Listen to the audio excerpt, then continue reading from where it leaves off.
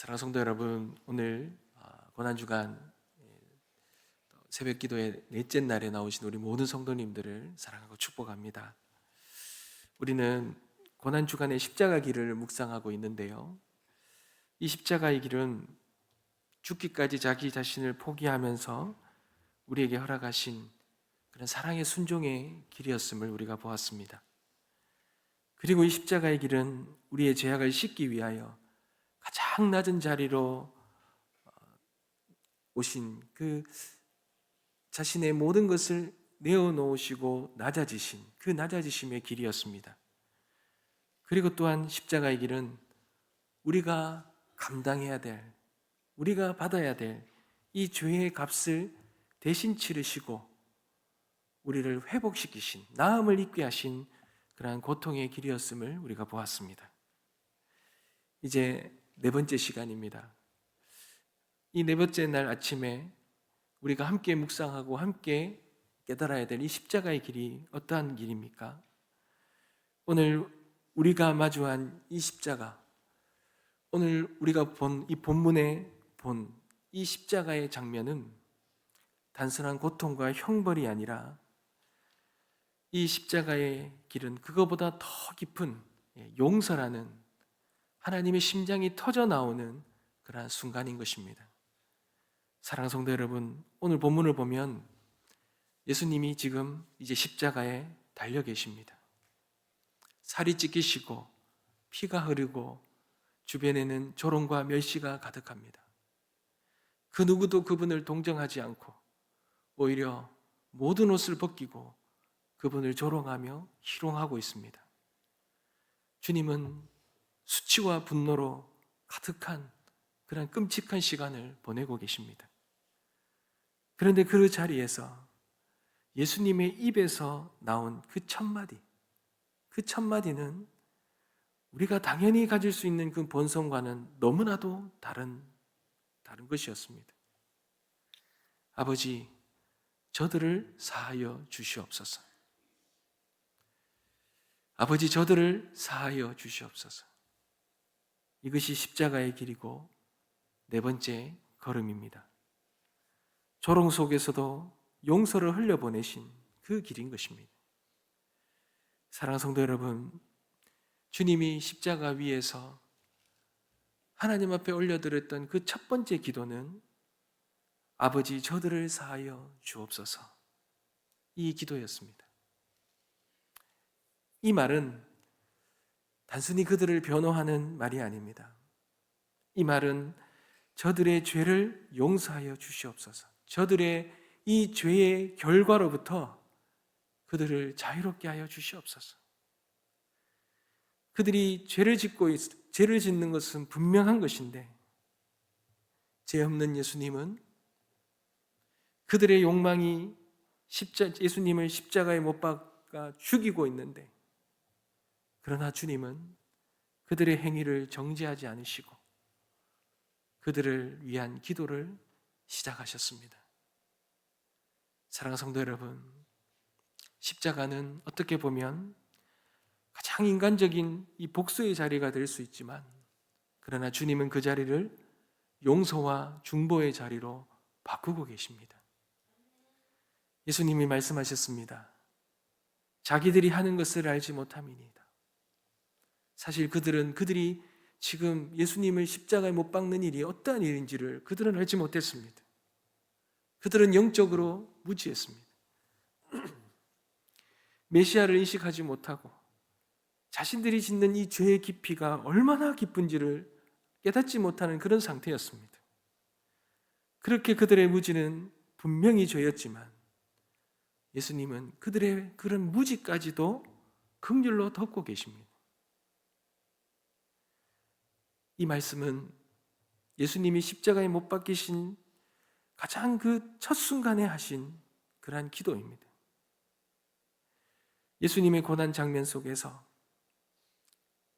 그 십자가 심판이 아니라 용서로 시작된다는 것, 그 용서의 십자가를 강조하고 있는 것입니다. 사랑하는 성도 여러분, 주님은 바로의 그 심판장 앞에서도 침묵하시면서 고난을 받으셨습니다. 그런데 주님은 이 십자가 위에서 그 침묵을 깨고 그 입을 여시는 그 첫 장면에서 그 입에서 나온 첫 마디가 고통에 대한 탄식이 아니라 중보의, 용서에 대한 중보의 기도였다라는 것입니다. 이 장면은 마치 스데반이 그 돌에 맞아 죽음을 맞이하는 그 순간에 동일한 기도를 드리는 것으로도 알 수 있지요. 스데반은 돌에 맞으면서도 이 죄를 그들에게 돌리지 마옵소서. 주님처럼 용서의 기도를 남기고 천국에 들어갔던 그런 스데반의 모습에서도 알 수 있습니다. 사랑하는 성도 여러분, 십자가의 본질은 심판이 아닙니다. 중보입니다. 예수님은 고난당하시며 피해자이시지만 오히려 가해자를 위한 기도를 드리셨습니다. 이 기도는 단순한 어떤 감정의 표현이 아니라 십자가 사역의 가장 핵심인 이 대속과 중보의 선언이었던 것입니다. 예수님은 가해자의 죄까지도 짊어지시고 그들을 변호하고 계십니다. 심지어 예수님은 무지한 죄인도 용서하십니다. 그들이 알지 못하나이다. 이는 그들이 죄가 가볍다는 의미가 아닙니다. 그들이 진리를 깨닫지 못하고 있는, 그래서 그렇게 짓는 그 죄에 대한 주님의 긍휼의 여기심이 드러나는 것이죠. 바울도 과거에 자신이 알지 못하고 예수를 알지 못하고 지었던 그 모든 죄를 고백했을 때 예수님의 그 용서가 그 무지한 자들, 아직 돌아오지 못한 자들에게도 여전히 열려 있다는 것을 알 수 있습니다. 십자가는 가해자와 피해자의 그 입장을, 그 역할을 무너뜨리는 자리지요. 예수님은 분명히 십자가에서는 피해자셨지만 그러나 그 자리에서 가해자를 위해 중보하고는 중보자가 되셨습니다. 이것은 하나님의 사랑과 그 구속의 깊이를 보여주는 것입니다. 사랑하는 성도 여러분, 우리는 얼마나 많은 사람들을 판단하고 정죄하며 살아갑니까? 특별히 자신이 하는 일을 알지 못하고 죄를 짓는 사람들, 우리를 고통 속에 만들고 우리를 힘들게 하는 사람들을, 그 사람들을 우리는 미워하고 정죄하며 그렇게 살아갑니다. 우리는 우리의 인간의 이 본성을 참 이겨내기가 너무나 어렵지요.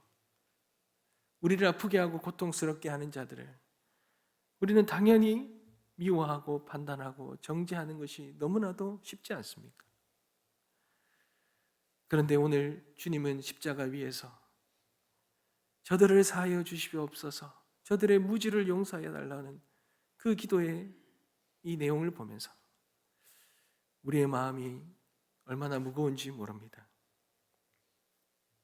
사랑하는 성도 여러분, 예수님의 이 저들을 용서하여 주시옵소서라는 이 기도가 실제로 하나님 앞에 드려졌을 때 하나님이 이 기도를 응답하셔요. 즉각적으로 응답하시진 않으셨지만 오순절 성령 강림 후에 회개하는 유대인들을 통해서 응답하셨습니다. 사도행전 2장 36절과 38절에 보면 베드로가 너희가 십자가에 못 박으니 예수를 하나님이 주와 그리스도가 되게 하셨다 라고 선포했을 때 수천 명의 유대인들이 자신들이 행한 그 죄가 얼마나 큰 죄인지, 무슨 일을 했는지 그제서야 깨닫고 그들이 마음이 찔려서 회개하고 예수를 믿게 되었습니다. 예수님의 기도는 십자가 위에서 흘려보내신 그런 용서인데 그 용서가 실제로 생명을 살리는 능력이 되었다라는 것이에요. 사랑하는 성도 여러분, 맞습니다. 용서는 사실 인간의 본능이 아닙니다. 우리 안에서 일어나는 본능은 복수와 방어가 먼저 일어나지요. 쉽지 않습니다. 억울함을 참는 것은 쉽지 않습니다. 그러나 십자가는 그 본능을 거스르는 것입니다. 용서는 죄의 기억을 지우는 것이 아니라 기억 속에서 은혜를 발견하는 것입니다. 예수님은 그저 기억을 지우신 것이 아니라 채찍의 자국을 잊지 않으셨고 못자국을 지우시지 않으셨습니다. 그럼에도 불구하고 주님은 받은 상처 속에서 사랑을 선택하신 것입니다. 헨리 나우에는 이런 말을 했습니다. 용서는 고통을 끌어안고도 여전히 사랑하는 결단이다. 십자가의 용서는 무지함을 변명하지 않습니다. 그러나 그 무지한 자들도 다시 살 길을 열어주시는 하나님의 그 크고 놀라운 자비를 보여주고 있습니다. 마치 이 한 여인이 깨뜨린 그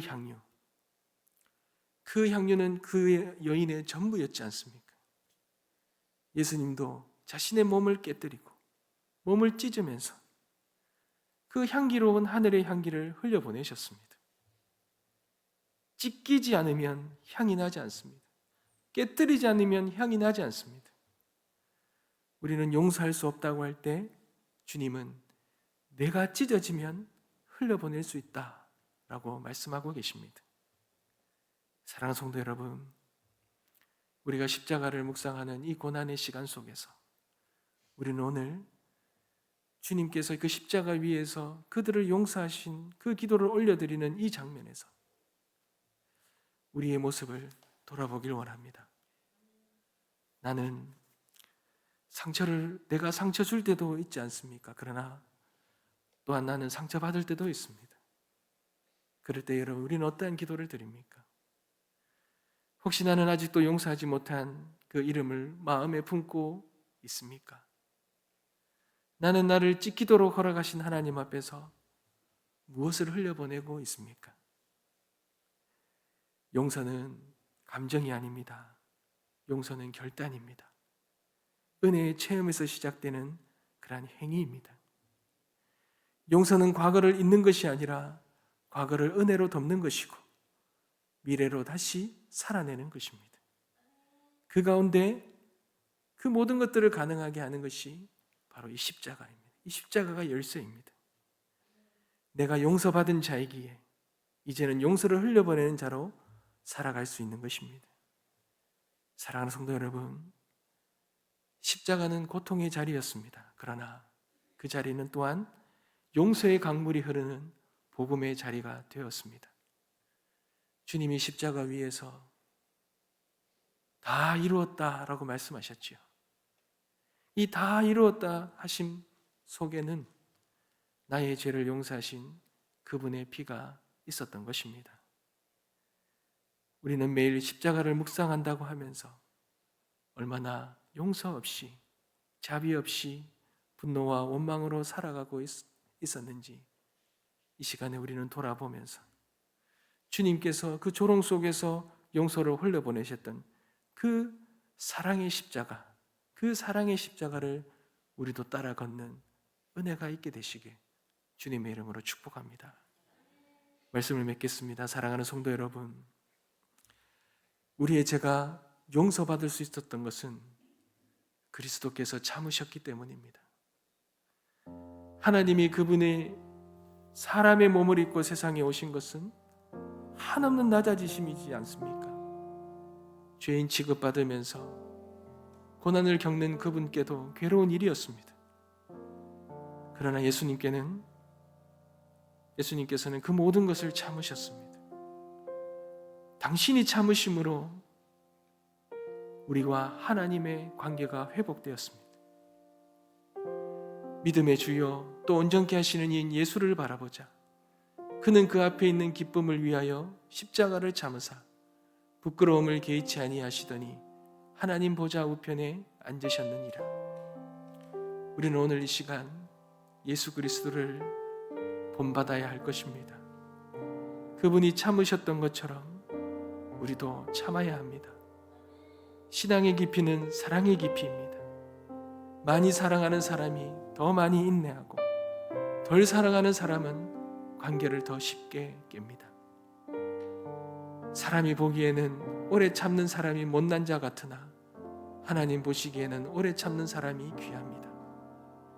그는 참음으로써 자신의 하나님을 사랑하고 있음을 증명하는 것이기 때문에 그렇습니다.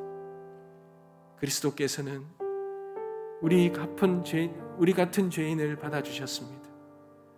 그로 인해서 우리와 하나님 사이에 사랑의 관계가 새롭게 세워졌습니다. 우리에게 그런 은혜를 베풀어 주셨습니다.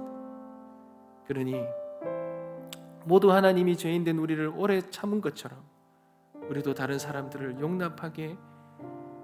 용납하며 나아가야 될 것입니다. 이 용서와 참으심이 우리에게 당신과의 관계의 길을 더 활짝 열어줄 것이고, 우리가 하나님께로 받은 그 은혜를 보답하는 길이 될 것입니다. 그러한 은혜가 우리 가운데 있게 되시길 주님의 이름으로 축복합니다. 우리 찬양 드리겠습니다.